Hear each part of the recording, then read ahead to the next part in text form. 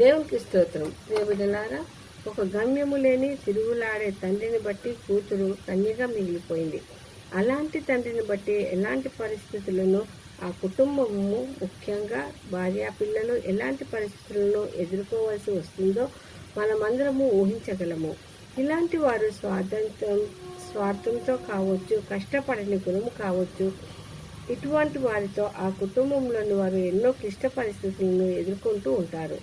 అది వారు చిన్నవారా పెద్దవారా అన్నది కాదు. అయితే ఇక్కడ ఈ కూతురు పరిస్థితులకు బలి అయిపోలేదు, కానీ ఎంతో సమయోచితంగా తన దేశమునకు రాజులకు సహాయపడాలన్న ఒకే ఒక ఆశతో, ఇంకా నాకేమిటి, ఏం లాభము అని ఆలోచించకుండా ఈ పనికి పూనుకున్నది. కాబట్టియే చిరస్థాయిగా బైబిల్లో ఆమె పేరును మరియు ఆమెను గూర్చియో ఎంతో గొప్పగా వ్రాయబడ్డది. అయితే ఈ చిన్నదానిలాగా పరిస్థితులకు లోబడక దేవుని కార్యములకై నిలబడ్డ విధంగా మనము కూడా ధైర్యంతో త్రొట్టిల్లిపోకుండా స్థిరమైన మనసును కలిగి ఆ పరిస్థితులను అధిగమించిన విజయంను పొందుకొన్నదై ఈ పోరాటంలో కొన్నిటిని పోగొట్టుకున్నను వాటికై విచారపడక విజయం వైపు చూస్తూ ముందుకు వెళ్ళిన విధంగా మనము కూడా అలాగునే చేద్దాము. ఇంతకీ ఆ కూతురు చేసిన పని ఏమిటి? దీన్ని మనము మొదటి అధ్యాయంలో చూస్తాము. ఇక్కడ దావీదు మహారాజు బహువృద్ధుడైనప్పుడు తనకున్న బలము తగ్గిపోయి బలహీనుడవుటచే తన శరీరములో చలి లేదా వణుకు బయలుదేరగా తన దగ్గర ఉన్న సేవకులు, నీకు వెచ్చ కలిగించుటకై నీకు తగిన ఒక చిన్న దాన్ని తెస్తామన్నారు. ఎందుకనగా ఆ సమయంలో హగ్గీతు కుమారుడైన అదోనియా గర్వించి తానే రాజునని ఏలుట ప్రారంభించగా అతన్ని వద్దని సొలొమోను రాజుగా చేయవలసిన సమయము అది. దీన్ని గూర్చి అడుగుటకై బత్షెబ వచ్చింది రాజు వద్దకు. వచ్చినప్పటికే అబీషగు అక్కడ ఉన్నదని వ్రాయబడ్డది.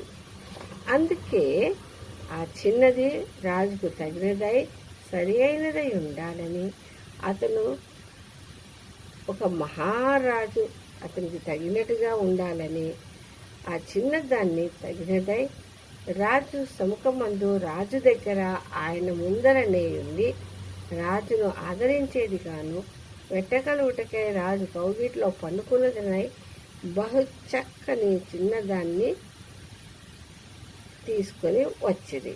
అయితే అభిషేకు అను ఇచ్చినది 12 సంవత్సరములు ఉండవచ్చు. ఇంకా షునేమిరాలు, బైబిల్లోని ఇంకొక షునేమిరాలు గనురాలుగా పిలువబడ్డది.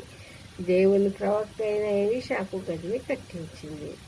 అదేవిధంగా తను కూడా జీవితమును ఫలముగా పెట్టింది చిన్నది. రాజు జీవితమును పెంచింది. తన జీవితాన్ని అక్కడనే ఆపివేసింది. ఎందుకంటే సైన్యం మధ్యలోకి వచ్చింది. రాజుకి పెండి కాని భార్యగా నునుటకై స్వీకరించింది. తిరిగి బయటికి వెళ్ళలేనిదిగా అక్కడనే ఉండిపోయింది. ఆమె పేరు అబీషగు, అనగా గమ్యము లేని ఇటు అటు తిరుగులాడు తండ్రి అని అర్థము. అయితే అటు ఇటు తిరుగులాడు వాడు సైతానుడని యోబులో చూస్తాము. ఇంకా ఆదికాండము 49:14 ఇశ్శాఖారు 2 దొడ్ల మధ్యన పండుకొని ఉన్న బలమైన గాఢము అని కూడా చూస్తాము. కాబట్టి ఈ చిన్నది ఇశ్శాఖారు గోత్రములోనిది అయినను నాకేమిటి అని అనుకోకుండా గురి గమ్యము రాజును కాపాడాలన్న ఆశ, నాలో ఉన్న వేడిని రాజులో పెంచాలి అనే అవకాశము వచ్చినప్పుడే సద్వినియోగము చేసుకోవాలన్న స్వభావమును కలిగి ఇక్కడ ఒక మాట మనం జ్ఞాపకం చేసుకోవాలి. రాజు ఆమెను ఎన్నడూ చూడలేదు అని, ఆమె కన్యగానే ఉన్నది అని చేస్తున్నాను.